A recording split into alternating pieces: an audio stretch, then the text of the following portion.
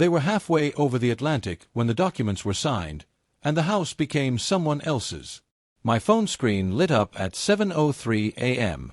A message from Sarah. "There's been a change of plans," it read. "We think it's best if you don't come on the trip." I stood there in the kitchen. The silence in the room felt like a physical thing. Outside, a newspaper tumbled down the empty street. My hand was steady as I set the phone on the counter, screen down. I didn't reply. How do you reply to an erasure? The coffee machine had finished its cycle. I poured a cup, the steam curling up and vanishing before it reached the ceiling. I thought about the trip, the Mediterranean cruise Sarah had talked about for a year. The one I'd been paying for, month by month, from an account with only my name on it. The word "we" had been used so often it had lost its meaning. "We need a vacation," she'd say. "We deserve this." But the message didn't say, "we." It said they'd decided. My phone buzzed again. A voicemail. Her voice was calm, clipped. "James, don't make this difficult. Chloe is more comfortable this way. You understand." Then the click. Did I understand? I understood the braces I paid for when she was 14. I understood the car repairs, the tuition top-ups, the quiet transfers from my savings that were called family expenses. For 12 years, I understood my role. The provider. The placeholder. The man who was there until he wasn't needed. So, what do you do when the foundation you built your life on simply dissolves? I went to work that day. I nodded in meetings. I drove across town for a site survey. All the while, that quiet, cold clarity was settling in my chest, heavier by the hour. I pulled over on my way home and just sat. The afternoon sun was low. I thought about calling my brother. I thought about calling a lawyer. Instead, I watched the traffic pass, each car carrying its own private world of trouble or joy. When I got back, the silence in the house was different. It wasn't empty, it was waiting. I sat at the desk in the spare room and opened the filing cabinet. The sound of the drawer was a metallic shriek in the quiet. I spread the papers on the desk. Mortgage statements in my name. The deed. Insurance forms. Receipts for furniture, for appliances, for the new roof 2 summers ago. A paper trail of a life I'd funded for 3 people, only one of whom was legally me. And then I saw the other transfers. Smaller, regular movements of money into an account I didn't recognize. Not theft. Just preparation. Her preparation. That was the moment the last thread of doubt snapped. This wasn't a misunderstanding or a temporary anger. It was a final accounting. They had taken a holiday, and in doing so, had given me one thing, the freedom of certainty. The next morning, I called the cruise line and canceled my reservation. "Reason for cancellation?" the agent asked. "I am no longer a passenger," I said. My voice didn't shake. I met with a lawyer that afternoon. A young guy with a cluttered desk. He scanned the documents. "The house is yours," he said simply. "What about about Sarah?" I asked. "She's a resident," he replied. "That's a different category altogether." I drove to the local Veterans Hall that evening. The air inside was thick with the smell of beer and old wood. An old-timer named Frank, a man who'd seen every kind of trouble, slid onto the stool next to me. He took one look and said, "You've got the look of a man who's finished a long argument with himself." I told him a little. Not everything. Just the shape of it. He nodded slowly, swirling his drink. "People show you who they are when they think there's no cost," he said. "Your only job now is to believe them." I signed the listing papers 3 days later. The realtor, a sharp woman named Diane, asked if Sarah was aware.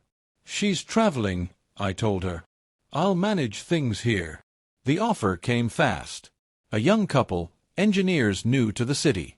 Their first child on the way. They loved the garden. Diane said they asked for a minor price adjustment. I thought of the dining room table, of the seat I always took, of the silent meals near the end. "Tell them yes," I said. The day they returned, I was 300 miles away, in a roadside diner. Diane's text came through at 4:12 p.m. "They're here." My coffee had gone cold. I didn't pick up my phone when it started to ring. First Sarah, Then Chloe. The calls came in waves, like an alarm sounding for a fire that had already burned itself out. Diane filled in the details later. The confusion at the door. The new owner, polite but firm, showing the papers. The moment when the key didn't turn, and reality crashed down. When I finally answered on the 5th call, Sarah's voice was a fractured line of panic and fury. "What have you done? This is our home." "It was my home," I said, my voice quieter than I expected. "You were a guest who stopped saying thank you." The legal letter arrived a week later. They were contesting the sale. So, I found myself in a bland mediation room at the county courthouse. Sarah arrived with Chloe, and with him, David, the father who'd been a ghost for a decade, now looking uncomfortably solid in a new suit. Sarah spoke first, her words sharp. She spoke of betrayal, of abandonment, of the humiliation. She painted a picture of a family torn apart by a single cruel act. The mediator, a woman with tired eyes, then turned to me. "Mr. Evans." I opened my briefcase and laid a single, thick folder on the table. "I didn't abandon anyone," I began. "I stopped funding a departure that had already happened." I slid the first document forward, the deed. Then the mortgage history, showing 12 years of payments from my account alone. Then the cruise payment plan. The bank statements with the small, regular transfers out. "This isn't about money," Sarah insisted, her voice rising. "It was only ever about money when it was mine," I replied. David, Chloe's father, leaned forward. "I have a right to what's best for my daughter." I met his gaze for the first time. "Do you?" I asked. "Like you had a right to the child support? Or the insurance premiums I covered when she broke her arm?" I tapped the folder. "The receipts for those are in here, too." The room went very still. Chloe was staring at her hands. The mediator reviewed the papers. After a long minute, she looked up. The property was Mr. Evans's sole and separate asset. The sale was legal. She closed the folder. "There's no case here." No one clapped. No doors slammed. But a door, somewhere, was finally, firmly closed. Outside, on the courthouse steps, the air felt clean. Chloe approached me as I was leaving. "I didn't know," she said softly, "about all of it."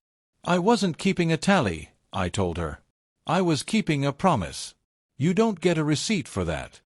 She nodded, a small, broken motion. There was no hug. No dramatic reconciliation. Just a space where the truth now stood, awkward and undeniable between us. That was months ago. I live near the river now, in a small apartment. I can hear the water from my window. Some mornings, I take my coffee and just watch it move, steady, patient, headed somewhere else. I don't think about the house much anymore. I think about the quiet. The kind you earn, not the kind you're given as a consolation prize. What I learned is that respect isn't a fee you pay for love. It's the currency love trades in. And when the account is empty, you have to close it. If this story meant something to you, if you've ever given more than your share to a table you weren't truly welcomed at, then do me a favor. Like this video. It tells the algorithm that stories with heart matter. And if you want more tales of finding your strength when the ground gives way, consider subscribing to @urbantales_41. We have more winds of thought to share.